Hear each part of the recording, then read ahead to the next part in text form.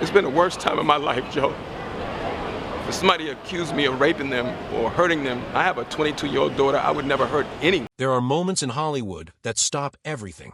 Moments where the entertainment world holds its breath, where fans refresh their screens waiting for confirmation, where an entire career hangs in the balance of a single announcement.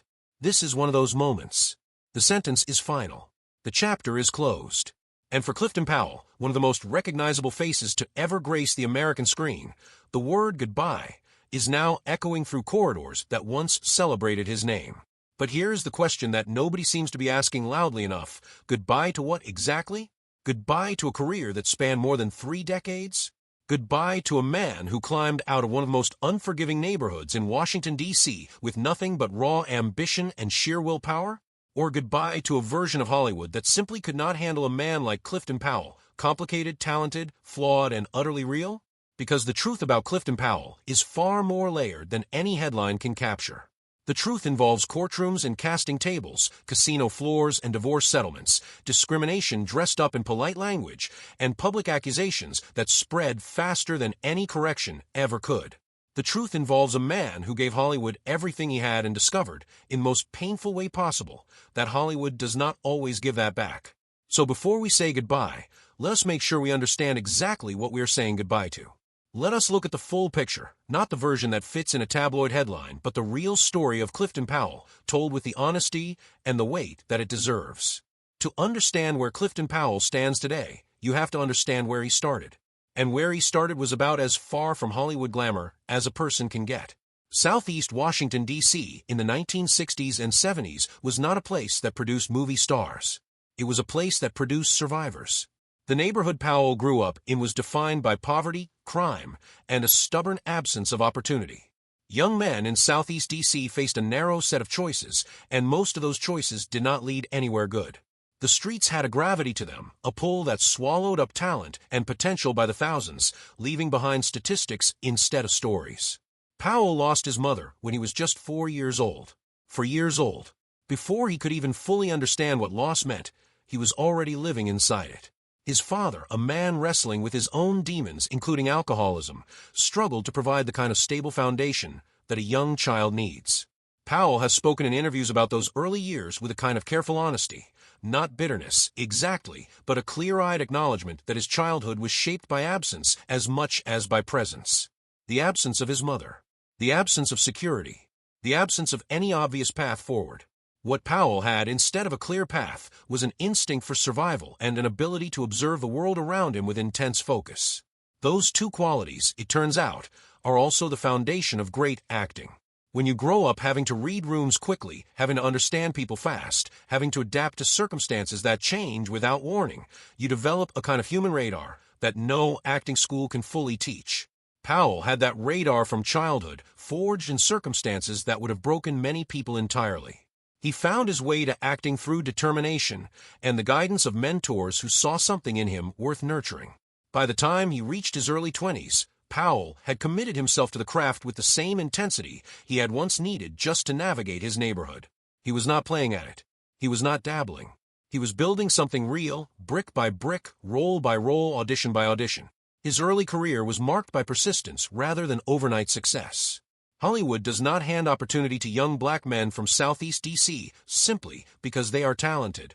The industry has its own hierarchies, its own gatekeepers, and its own deeply ingrained ideas about who belongs in front of a camera and who does not.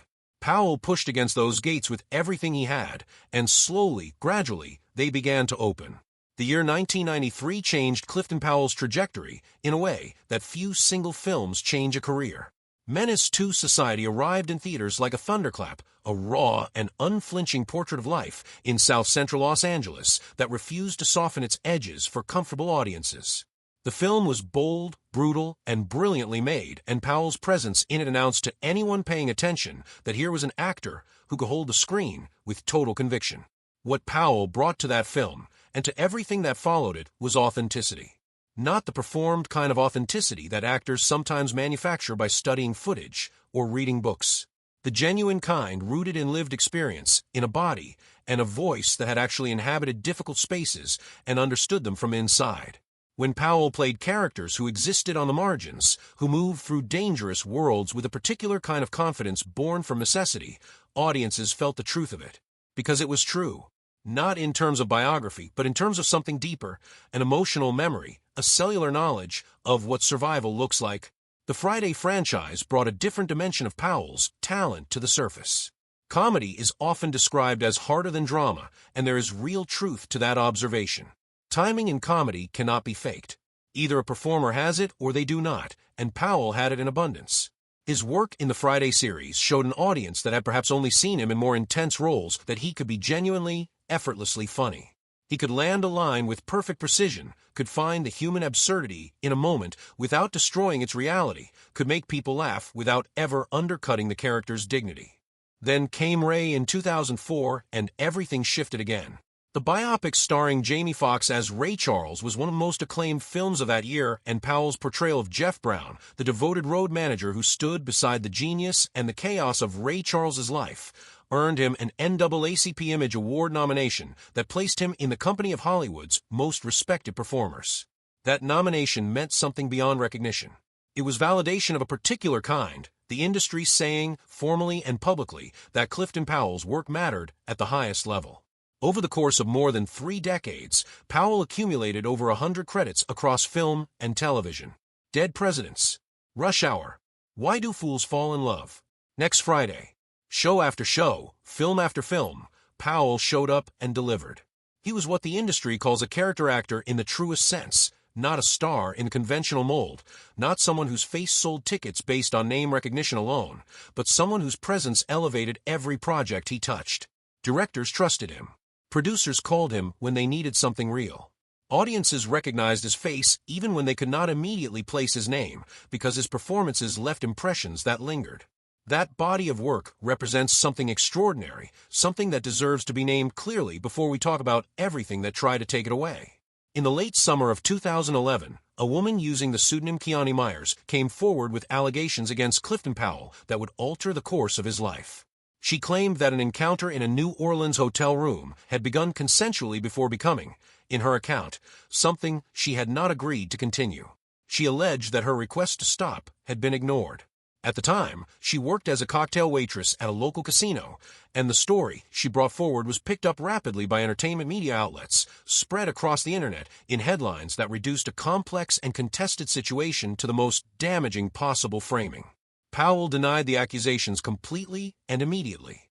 His denial was not the careful, lawyer-scripted kind that sounds like guilt in disguise. It was direct and total. He stated clearly that the allegations were false and that he intended to pursue legal remedies against the woman making them. But in the court of public opinion, denial rarely carries the same weight as accusation. The accusation lands with force and spreads widely. The denial arrives second, quieter, less dramatic, and finds a world that has already begun forming its conclusions. The original criminal investigation was reviewed and ultimately dismissed due to insufficient evidence. That should have been the end of it. In a just world, perhaps it would have been. But the legal landscape surrounding such allegations is more complicated than a simple binary of guilty or not guilty. Myers subsequently filed a civil lawsuit against Powell seeking financial damages exceeding $75,000.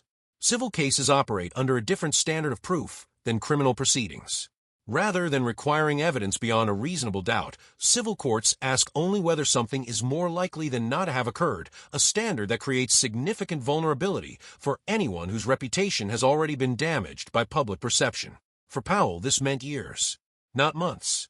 Years of living beneath the weight of unresolved allegations, years of watching his career contract in ways that were difficult to prove but impossible to ignore. A television role that was supposed to span 7 or 8 episodes vanished after 2, with no explanation offered and none needed. Everyone understood the unspoken calculation being made. Projects stalled. Calls stopped coming with the frequency they once had. The machinery of Hollywood, which had embraced Powell for decades, began quietly, efficiently, and without apology to distance itself from his name. He has spoken in interviews about the psychological weight of that period with a candor that is genuinely difficult to listen to. He described it as among the most painful experiences of his life, comparable only to the grief of losing his father. As a man who had raised children of his own, the nature of the accusations carried a particular sting. not only because of what they implied about his character, but because of the question of what his children would believe, what they would carry with them, how they would navigate a world that now associated their father's name with something terrible. The civil case dragged through the legal system for years before finally being dismissed in 2017 for lack of sufficient evidence. Powell's own counterclaims for defamation and emotional distress were subsequently dismissed as well in 2018, closing the legal matter entirely. But the closure of a legal case does not close the wound it leaves behind. Powell was vindicated by the courts. He was not vindicated by the industry that had quietly punished him while the courts were still deliberating. Here is where the phrase "final sentence" takes on its real meaning, and it has nothing to do with a courtroom. The sentence that Hollywood handed Clifton Powell was not written in a legal document. It was not pronounced by a judge. It was delivered through the slow withdrawal of opportunity, through the gradual erosion of the professional relationships he had spent 30 years building, through the subtle but devastating power of an industry that decides, without announcement or appeal process, that a person's time has passed. This kind of sentence is in many ways more cruel than a formal legal judgment because it offers no mechanism for defense and no clear moment of resolution. A legal sentence has a fixed term. This kind of sentence simply continues, wearing down the person it targets through attrition, through the accumulation of small moments of exclusion that add up, over time, to something that feels permanent. Powell understood this perhaps more clearly than anyone else could because he was the one living inside it. He watched as colleagues who had never achieved what he achieved continued to find work. He watched as the industry that had once celebrated his range and his reliability now treated his name as a liability. He understood that the accusations, despite being legally unsubstantiated, had permanently changed the calculation that producers and network executives made when his name came up in a meeting. What this reveals about Hollywood is something the industry rarely examines honestly. The entertainment business has always been quick to punish and slow to restore. It is an ecosystem built on image, and once an image is damaged, regardless of whether the damage was deserved or not, the business instinct is to move on rather than to wait and see. For established stars with enormous leverage, this calculation might work differently. For a character actor, even one with over 100 credits and decades of proven excellence, the margin for surviving a scandal is desperately thin. Powell's case illustrates something important about the relationship between truth and perception in the entertainment industry. Truth in Hollywood is often less powerful than narrative. The narrative that attached itself to Powell's name in 2011 proved more durable than the legal truth that eventually emerged. That is not an abstract problem. It has real consequences for real people, and in Powell's case, it had consequences that reshaped the final chapters of a remarkable career. But the legal battle was not the only force working against Clifton Powell, and to tell his story honestly means confronting something that goes deeper than one lawsuit and one set of accusations. Powell has spoken with striking directness about the discrimination he faced within the entertainment industry itself, not the discrimination of outright exclusion, but the subtler and in some ways more insidious discrimination of colorism. He has recounted experiences in which he was told directly by producers and network executives that he was too dark for a particular role. In one instance that he has referenced in interviews, someone in a position of authority told him that his complexion might frighten viewers. Read that again. A man with his range, his credits, his proven ability to move audiences to laughter and to tears, being told that the shade of his skin might be too much for the audience to handle. The casual brutality of that kind of rejection is staggering, and yet for darker-skinned black actors in Hollywood, it has historically been something close to routine. The entertainment industry has long operated within a framework of Eurocentric beauty standards that has shaped casting decisions in ways that are rarely discussed openly, but are felt intensely by those who are subject to them. Within the black community itself, these standards have created a painful internal hierarchy in which lighter-skinned actors have historically found it easier to access certain kinds of roles, particularly roles requiring the audience's sympathy or romantic investment. Darker-skinned performers have been channeled toward a narrower range of archetypes, the threatening stranger, the comic foil, the background presence, regardless of their individual talent or range. Powell's career was shaped by this reality in contradictory ways. He was on one hand celebrated for his ability to inhabit exactly the kinds of intense, morally complex characters that darker-skinned actors were pushed toward.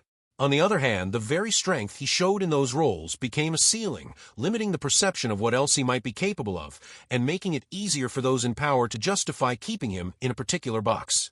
He also found himself in conflict with voices within the black entertainment community itself. His public disagreement with director Spike Lee, sparked by remarks that Powell felt were needlessly dismissive of a fellow black entertainer in a mainstream press outlet, reflected a broader frustration with the tendency toward internal criticism at a moment when solidarity would have served the community better. Powell's position was that tearing down other black artists in mainstream media did nothing but reinforce the barriers that already existed. It was a position born from experience, from years of watching how difficult it was to build something in an industry designed to limit you, and from a belief that those who had managed to build something had a responsibility not to make it harder for others. The NAACP Image Award nomination for Ray was, in this context, more than professional recognition. It was a statement about what was possible when the industry was willing to see past its own biases and evaluate work on its actual merit. Beneath all of the professional turbulence, beneath the lawsuits and the lost roles and the systemic discrimination, there was a personal life that was quietly fracturing under pressures that the public never fully saw. Powell's marriage to Kimberly Powell ended in divorce, and the financial consequences of that separation were severe. By his own account, the divorce cost him in the region of $5 million, a staggering sum that wiped out much of what he had accumulated through decades of consistent work. For a man who had started with nothing, who had built his financial security role by role and year by year, the loss was not only monetary. It was a kind of undoing, a reversal of the trajectory he had spent his whole life trying to establish. He has been candid about his own role in the breakdown of that marriage. The demands of a Hollywood career are not compatible with the demands of stable family life unless the people involved are extraordinarily committed and extraordinarily fortunate. Powell acknowledges that he was not always present in the ways that mattered most. The mathematics of his absence, gone 50% of the time, which might have been manageable, but often gone 70%, which was too much, tells its own story. It is the story of a man who poured so much of himself into his work that there was not always enough left over for the people who needed him most. His children paid a price for that absence, and Powell knows it. The regret he has expressed publicly about the time he was not there is not the performative kind. It sounds like the real thing, the kind of regret that settles into a person and stays there, that does not announce itself dramatically but surfaces quietly at unexpected moments. There were also the temptations that come with the specific environment of Hollywood, where money, attention, and opportunity exist alongside equally abundant opportunities for self-destruction. Powell has acknowledged gambling heavily during parts of his career, losing significant sums at casinos that added further strain to finances already stretched by the demands of his lifestyle and later by his divorce. He has spoken about the circle of people that surrounded him during his peak years, people who were drawn to his success and his spending, whose friendship evaporated when the circumstances changed, whose presence in his life was ultimately more costly than he recognized at the time. None of this is unusual in the world of entertainment. The stories of talented people undone by the specific pressures and temptations of Hollywood celebrity fill entire libraries. What makes Powell's story worth telling carefully is not that it is exceptional, but that it is human, recognizably, achingly human in a way it shows someone navigating genuine talent alongside genuine weakness, genuine achievement alongside genuine failure. The duality of the man, the powerful screen presence alongside the private vulnerability, the professional discipline alongside the personal disorder, is not a contradiction to be resolved. It is a portrait of someone real, which is more than most of the characters Hollywood asks its actors to play. So when we say the sentence is final, what are we actually saying? We are not saying that Clifton Powell was found guilty of anything, because he was not. The courts reviewed the allegations made against him and found them insufficient to sustain either criminal charges or civil liability. The legal record is clear. Whatever happened in that New Orleans hotel room in 2011, it did not produce a conviction, a judgment, or any formal finding against him. By the measure that legal systems use to determine these things, Clifton Powell is innocent. We are not saying that his career is over, because careers in Hollywood have survived worse and sometimes come back in forms that nobody anticipated.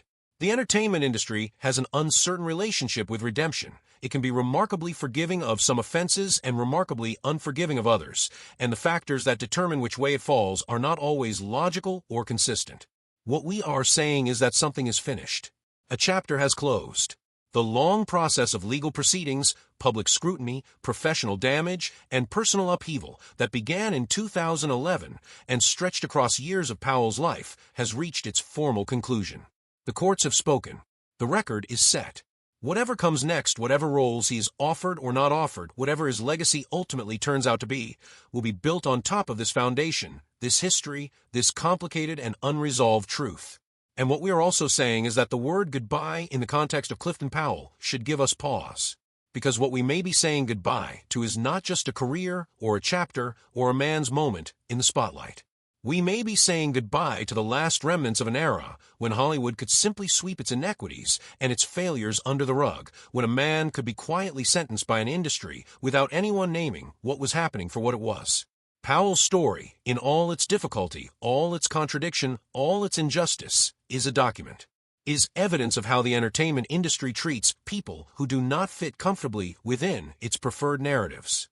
It is evidence of how accusations function differently from convictions, but cause similar damage. It is evidence of how colorism operates not as an obvious barrier, but as a slow accumulation of closed doors and narrowing opportunities. It is evidence of how the personal